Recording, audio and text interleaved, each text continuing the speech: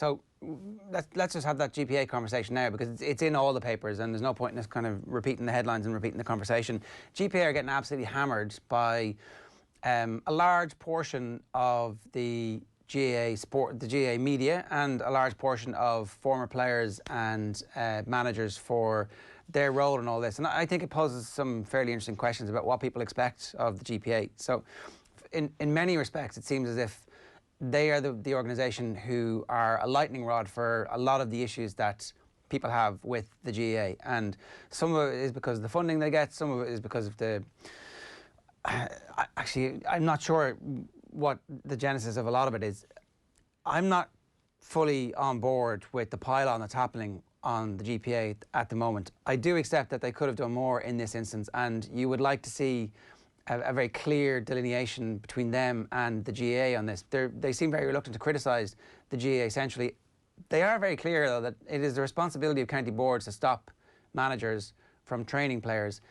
There's also this narrative out there that it's like, you can't possibly say there should be insurance for these training sessions if those training sessions shouldn't be going on. You 100% can. You absolutely can. It's living in the real world from the GPA's perspective to say, these training sessions are happening, we know they're happening, the county board is supposed to stop them, but you need to insure the players. And if they're a player welfare organisation, which they say they are, then the first thing that they should get is insurance for those players. And then after that, when that's done, they can start talking about everything else. For example, you're an intercounty footballer and you're training for County X tonight. You take a punch or an elbow, an accidental one, you lose a tooth. Who's paying for that?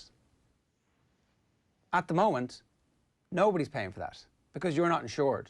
So the county board are going to foot the bill and you're going to have to chase them for 6 months or 12 months for the couple of grand or the 5 grand or the 10 grand in dental bills. So if I'm a player welfare organisation, I would like that sorted out because I know those training sessions are happening. There's another aspect to this where, yes, they could be saying, players are going on strike. If you're going to force us to play without insurance, we're going on strike. And I don't really know, because I suspect if they did that, the pylon, the leaders of the pylon would be like, who the hell are you to go on strike? I just kind of wonder what everybody wants in the GPA here. Yeah, I have to say I read the statement yesterday and was kind of scratching my head a little bit about a couple of things. I thought it wasn't authored. I didn't know, was it coming from Paul Flynn? I would have liked to have seen something from Paul Flynn specifically, the guy that I rate particularly highly, I have to say, and I just thought that actually something coming from him directly would have been useful. I think that it very much focused on this narrative, as it was described, of club versus county, and the unfairness of that. Like, don't worry about that stuff. Like, tell us what it is that you're actually saying here. What is the GPA's stance on this thing?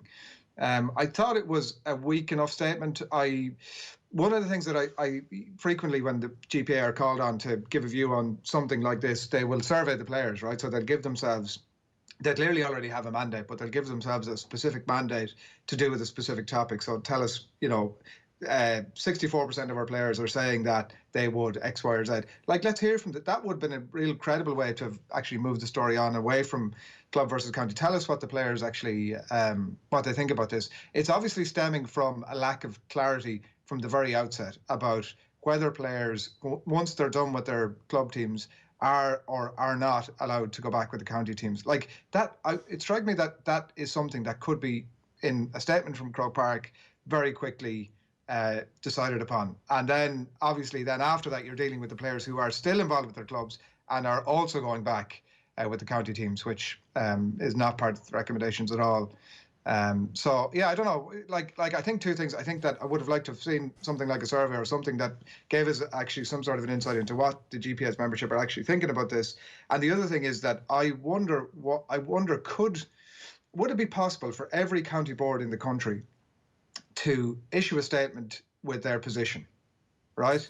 So what you would end up with is, I would imagine, a vast majority of counties saying our county teams are not training until such point as the club championships are finished, and suddenly you'll be able to go A, B, C, and D. We haven't heard from you. It's a good idea. I mean, it's a good idea, and maybe we'll actually just ask every county board, what is your official status? Are you obeying the rules or not? I do think the big issue here is, And the GAA have continued to say that they're monitoring the situation, as opposed to actually what we said last week isn't correct. There will be ramifications if you break this. Like, we you know, the whole today's not the day for us to talk about punishment. It's like, well, it actually was. It's like face masks on the buses. People aren't going to do it unless you force them to. It was like the roads.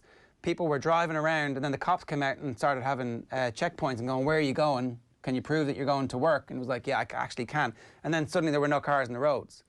If you enforce rules, Colin O'Rourke made the point as a school principal, if I don't enforce rules, there's no point to those rules. And still, like, the GAA are like, "Oh, we're keeping a watching brief on this to see exactly what happens." And I get Mike Quirke's point. It looks like we're tarring everybody with the same brush. He drives up to Laois to give a coaching seminar to all of the club coaches, and as far as I know, Mayo have done something fairly similar according to what Nathan was saying on the show yesterday. That's, to be honest, that's, I think, where the focus of this should be. It's up to Croke Park to fix the fixtures. It's up to Croke Park to impose rules and then have sanctions for them. Yeah, and look, I agree, and I think that, like, the watching brief, I think, is totally fine. Like, everybody now accepts that we're in a situation that is totally unprecedented. Like, you can make a statement on day one that by day 12 you might have to go back on. Everybody understands that. It's not; these are not typical circumstances. So once it becomes clear that that first directive from Croke Park is not actually covering all bases, just come out again and give some clarity. Like, it's fine. Nobody's sitting in judgment. You've not been forced by I don't know if that's part of the rationale behind Croke Park not coming out to give clarity or to give further statements on it, is that, well, we don't want to be pressurized by the media to do whatever.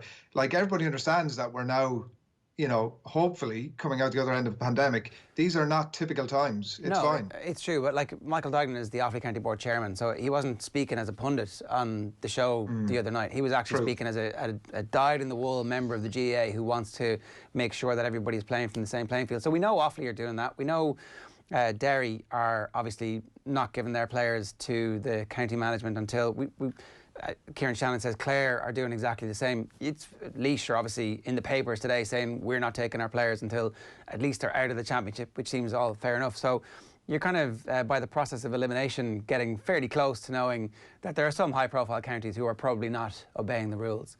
Now, one of the things I think that there might be a role for the GPA in here is getting their players to say which of the counties there are, so that they can actually go public with the fact that we've had reports from players in 4 or 5 different counties. Maybe that leads to a situation where players aren't being trusted by management. But again, look, that's how it works in the NFL. That's how this works in other organisations, in other sporting bodies around the world, where there is somebody whose job it is to keep an eye that the players are actually being treated properly. Yeah. And look, I think as well, Ger, right? Like, I think that anecdotally you hear that there were some counties that went back to train, and then obviously all this furore kicked up, and they went back on that.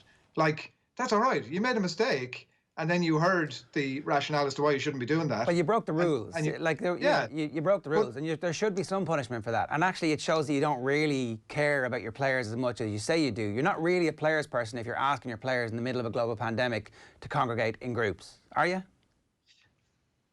Look, it's a fair point, but as to the previous point that I'm making about it being an unprecedented times, like, I think you might have made the point just now or earlier in the show about it being there's a cultural thing in the GAA. How can I slightly bend the rules to my favour here? So it's not an easy thing to wash out pandemic or no pandemic. So all I'm saying is that I think that there would have been counties that went back a bit early and then suddenly went, oh crap, actually this is probably not the right thing to do, and they made a bit of a balls up. Like, it's what I'm saying is we're now only into July. This thing isn't supposed to end in terms of getting back with the intercounty teams until September the 14th. It's quite far away, isn't it? Yeah. So what about, like, you know, so you made a mistake for a week or 10 days or 2 weeks. Grand. Let's move on from that. But like, it's the spirit of cloak and dagger, isn't it? Yeah. I wonder, is there actually a hybrid where you're allowed to train with the county in a group once a week, and the rest of the time you have to be with your club? Is there some kind of way these two things can coexist happily, or is it like all or nothing?